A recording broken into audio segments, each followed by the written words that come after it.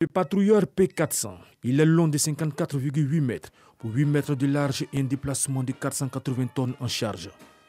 Ce navire peut naviguer à une distance de 23 nœuds, soit 45 km/h, et dispose d'une autonomie de 5000 nautiques.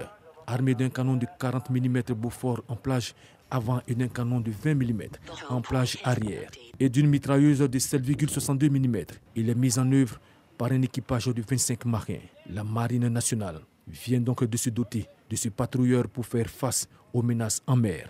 Ce périple a duré 14 jours de navigation en mer, avec une distance franchie de 6794 km. Après son périple, qu'il a conduit des chantiers navals du groupe Périou à Concarneau, en passant par la France, les escales techniques ont été effectuées à Casablanca au Maroc, à Dakar au Sénégal. Ce patrouilleur vient de lancer ses amarres au quai de la base annexe à Abidjan, son port d'attache. À bord de l'engin, le chef d'état-major général des armées, le général du corps d'armée Lassina Doumbia, exhortant la marine nationale à assurer une vigilance permanente dans les eaux, donne quelques spécificités de ce patrouilleur.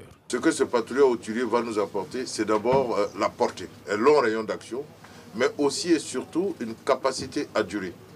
Ce patrouilleur hauturier a une meilleure capacité en termes d'autonomie que le patrouilleur côturier que nous avions. Et comme vous le savez, pour mieux défendre, il faut être présent. Et donc avec ce patrouilleur hauturier, la Côte d'Ivoire pourra être présente dans les eaux internationales. La livraison de ce bâtiment intervient suite à la signature par le ministère d'État, ministère de la Défense du Côte d'Ivoire, d'un contrat portant sur l'acquisition d'un patrouilleur hauturier type P400 destiné à la marine ivoirienne.